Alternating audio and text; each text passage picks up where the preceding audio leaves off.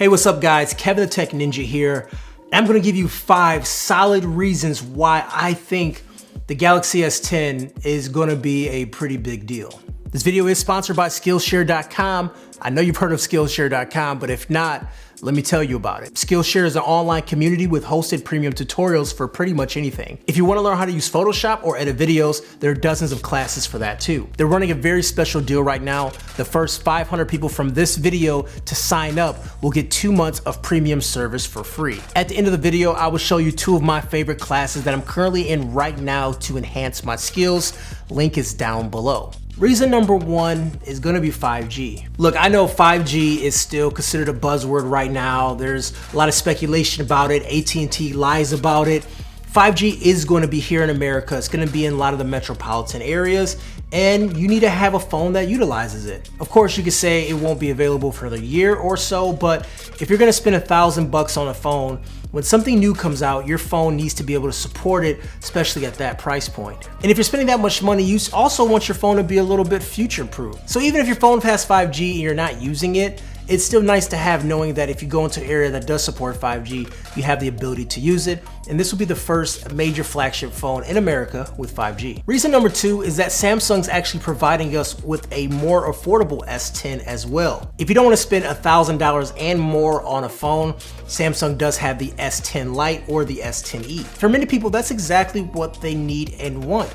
They may not want 5G or need 5G or even care about that right now, or they may not want a curved screen and all the other features that the S10 will actually have, but the S10 Lite is just what they want. Maybe they're coming from an S8 or an S7 and they don't really care about the extra stuff. They just want a nice phone that works. Well, the S10e will fit that bill for them. Although we don't have the price for it at this moment, I'm guessing it's something around the iPhone XR. I am gonna guess it's gonna be the $750 to $800 range, but instead of paying $40 a month through your carrier, you might be paying $30 instead, which is much more easier to swallow for many people. Reason number 3 is the camera. Samsung has really pushed the envelope when it comes to the cameras.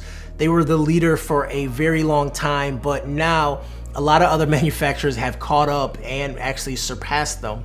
So Samsung is going to take the camera much more seriously than they did the previous years. My friends at XDA Developers took the camera software and decompiled it and found that Samsung is actually working on a night mode for their camera, and also there's rumors that it's a all new sensor in their camera. And hopefully what that would do is make their camera as good as the Pixel.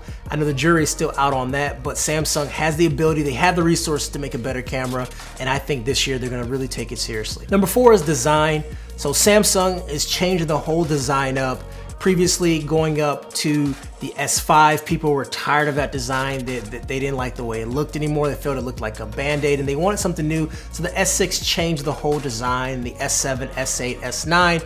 But now people are getting tired of those designs and it's time for a refresh, and the S10 is that refresh. Whether you like the hole punch or not, say what you want, Samsung did not bow down to the notch trend. What's going on over there? Oh no. I come here all the time. You know, you may have an opinion on the notch either way, but at the same time, Samsung made fun of the notch and stayed true to their guns. It did not go to a notch. They're going this hole punch route. And now with this hole punch, you're gonna see a lot of other phone companies do the exact same thing, as this is the next evolution of the phone and the murdering of bezels. Now, what is the next trend as far as killing the bezels? Some are saying it's gonna be the camera under the screen. I would love to see that happen, but until then, we have either the notch or the hole punch. What do you prefer? And reason number 5, this might be the only flagship phone that supports an SD card. For many people, they need to have their storage, and the ability to save up to 2 terabytes on their device is very important. Saving music for an offline experience, having control over their data like photos and videos. They don't want to go to the cloud, or they don't want to pay monthly for the cloud. You can still do that with a Samsung device. Now there's rumors that LG will be moving away from it with their newest design, but Samsung still gives you the SD card support, even though they got rid of it on the S6. But that's neither here nor there. Anyways, guys, those were my top 5 reasons why the S10 might be a big deal. What are your reasons? Let me know down below, leave a comment, and also if you're new to my channel, go ahead and hit subscribe. Kevin the Tech Ninja, I'll catch you guys later. So as promised, my 2 favorite classes on Skillshare. This one by Benjamin for color correction for beginners, and this class by Duncan Ragoff.